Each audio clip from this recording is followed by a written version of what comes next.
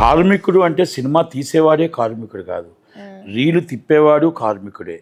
అక్కడ క్యాంటీన్‌లో పనిచేసేవాడు కార్మికుడే. అంటే ఇక్కడ స్టార్ట్ చేస్తే సినిమా తీయటాన్ని స్టార్ట్ చేసిన కార్మికుడు అప్ టు సినిమా రిలీజ్ చేసి థియేటర్‌లో పండగ చేసుకునేదాకా కార్మికులే. అవును. అందరికీ వర్తిస్తుంది కార్మికులు కదా! అవును.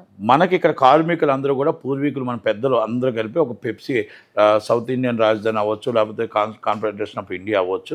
దానికంటూ కొన్ని నియమ నిబంధనలు పెట్టుకున్నారు పెద్దలందరూ కలిపి. హ్మ్. దాంట్లో పలానా టైంకి ఇంత పెంచాలి, పలానా టైంకి ఇంత రేషియోలు ఇవ్వాలి అని చెప్పారు. తప్పలేదు దాంట్లో. నేనేమంటానంటే కార్మికుడు ఎంత అవసరమో నిర్మాత అంతే అవసరం. అవును. నిర్మాత డబ్బు పెట్టేవాడు, కార్మికుడు కష్టపడి సినిమా తీసేవాడు. 24 క్రాప్స్ లేకపోతే సినిమా రాదు. అవును. దాంట్లో నో డౌట్. కార్మికుడు కడుపు కాల్చి సినిమా తీయడం నిర్మాత తప్పు. నిర్మాతని ఇబ్బంది పెట్టి సినిమాని ఆపడం కార్మికుడు తప్పు.